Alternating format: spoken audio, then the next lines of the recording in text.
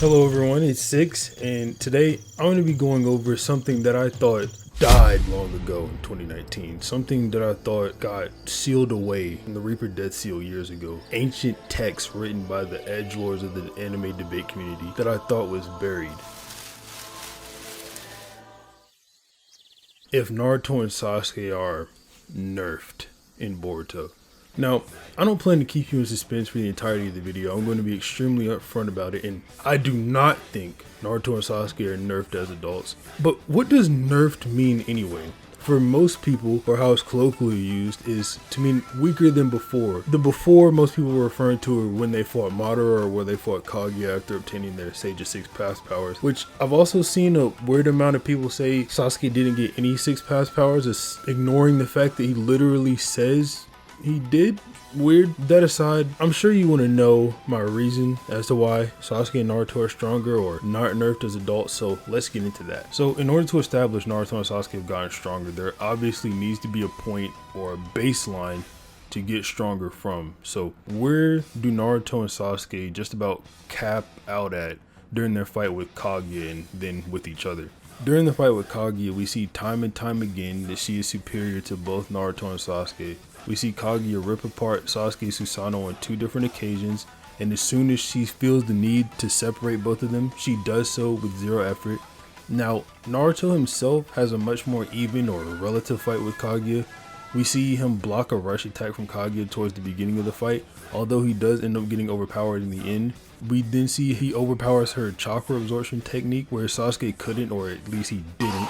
Naruto also consistently reacts to the portals Kaguya attempts to grab him through, and we see when he's using Boru release with the help of the 5 tails to gain quote-unquote unrivaled physical strength, he just blatantly overpowers Kaguya and sends her flying. Then lastly, we see Naruto seemingly speed blitz Kaguya and cut off her arm that had black Zetsu attached to it. It's important to note that Naruto is likely mental imped here after hearing Zetsu talk down on Obito. Like, he kind of sees Obito as a comrade at this point and a friend, and it's sort of the same thing he did when he slammed the Rasengan into Obito in Sage mode after he was talking down to Minato. It's also entirely possible that during the majority of these feats, Kaguya simply wasn't trying her hardest since she isn't trying to kill Naruto and Sasuke. However, there is a point in the fight where she actually does start trying to kill them. It's also important to note that Kaguya gets massive amps after absorbing the chakra from the shinobi trapped in the god tree and making her expensive True Seeker orb. This is directly stated to be an amp by Black Zetsu, who says, "Mother just got more power, both her might and speed are now exponentially greater." And she's able to weave and get away from Naruto and Sasuke, who are trying to seal her, and only really gets beaten due to getting hit off guard by Sakura. That's not really all too important though. I'm just trying to benchmark that Naruto and Sasuke are somewhere in the realm of below Kaguya tier, excluding things like their 3-headed avatar and their Susanoo Jubi form, but those forms also won't matter too much after what I'm about to mention next.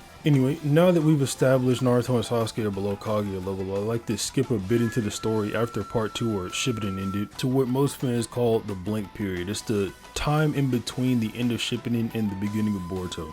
During the blank period, Sasuke actually has his own story, a novel titled Sasuke Sunlight, that later got adapted into the anime. You probably know what it is. It's where he fights the woman with the Ketsuryugan Dojutsu or whatever. That's not important.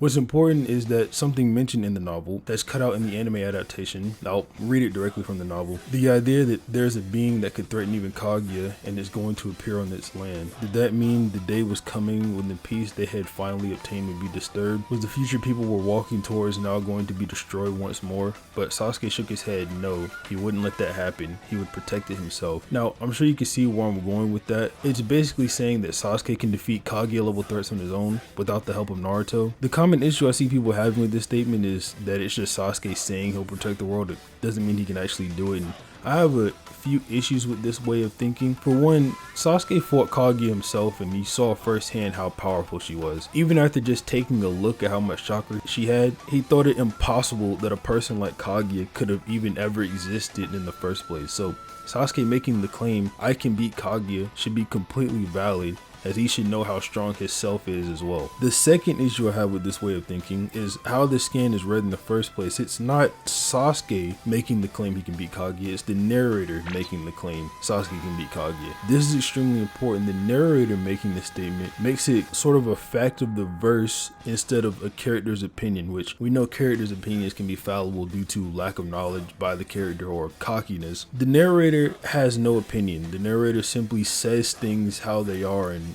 narrates the story. Sasuke from this point on should just be getting stronger or staying in his current physical condition, considering he's going out on missions, and during just this 2-year time skip he was allowed to surpass Kaguya, who beforehand was just sort of slapping him around. Now add Sasuke with around 10 plus years more training under his belt in Boruto and he should be much stronger. Now moving on to Naruto during the blank period, we're going to start off with everyone's favorite movie, The Last.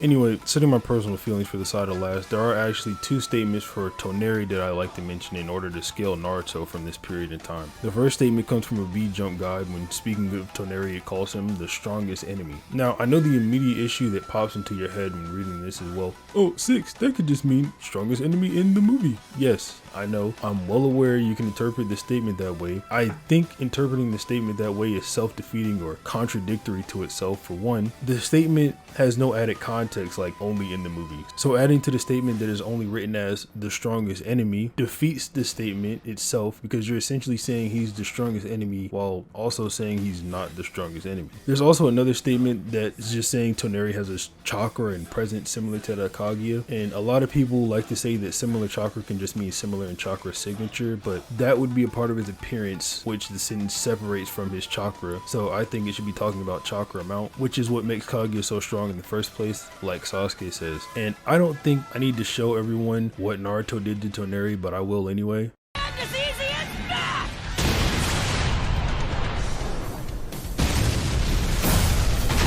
Now, the common thing I hear about Naruto being weaker is the Kurama statement that he's now rusty. For one, that isn't what Kurama says. He says that Naruto's battle senses have dulled. Now, Naruto's battle senses can be lowered simply because he hasn't had to fight in a long time, but that doesn't mean he's not as strong as he used to be, just that he's not as efficient in combat. In context, Kurama should just be talking about the fact that Naruto got caught off guard by Shin's attack, or Kurama is simply being a dickhead and mean to Naruto. Kurama is not really bullying Naruto so much as just picking on him in a way. And the statement means nothing if that's the case, because prior to this, Naruto was able to block all of Shin's attacks and sense his approach in just his base form. Now that I think I've properly demonstrated Naruto and Sasuke to not be weaker as adults, let's talk about why people say they're nerfed in the first place. It's more than likely due to the toned down nature of battle in Boruto. If you take a look back to Naruto, there's some crazy things going on in every fight towards the end of the war. We have KCM2 Naruto slapping away Biju bombs that just blow away mountain ranges, then him clashing with all of the Biju at the same time in order to cancel out their Biju bomb that causes a giant explosion. Then we get the Jubi blasting off Biju bombs in every direction, even negging the Shinobi Alliance Intel headquarters with one of his Biju bombs, killing Shikamaru's dad. We have Madara just whipping out the sword on this Susanoo, slapping the tops off of mountains. And then fast forward to Boruto, and Naruto is engaging Momoshiki in hand-to-hand combat on the ground, and even though the fight looks awesome, it definitely looks toned down in comparison to the things I just mentioned. Naruto and Sasuke are also hyped up towards the end of the series to be these sort of god tier characters with Indra's arrow and the gigantic Rasen shurikens Naruto creates in order to counter Indra's arrow. Just a massive explosion, kind of the biggest one we've ever seen in the series really. And in Boruto they just don't seem that way, but it's mostly because the enemies they fight are just that strong now. Most of the time they also fight enemies that can just absorb ninjutsu, so using Biju bombs and Rasengans and things like that isn't going to be all too effective. Even Naruto himself can absorb ninjutsu with one of his prosthetic hands in Boruto. If anything, this should serve as a way to show Naruto and Sasuke have learned to control or contain their powers more. Regardless, the point trying to be made here is just that the fights don't have the same feeling that they used to, or the same flair, the same craziness, but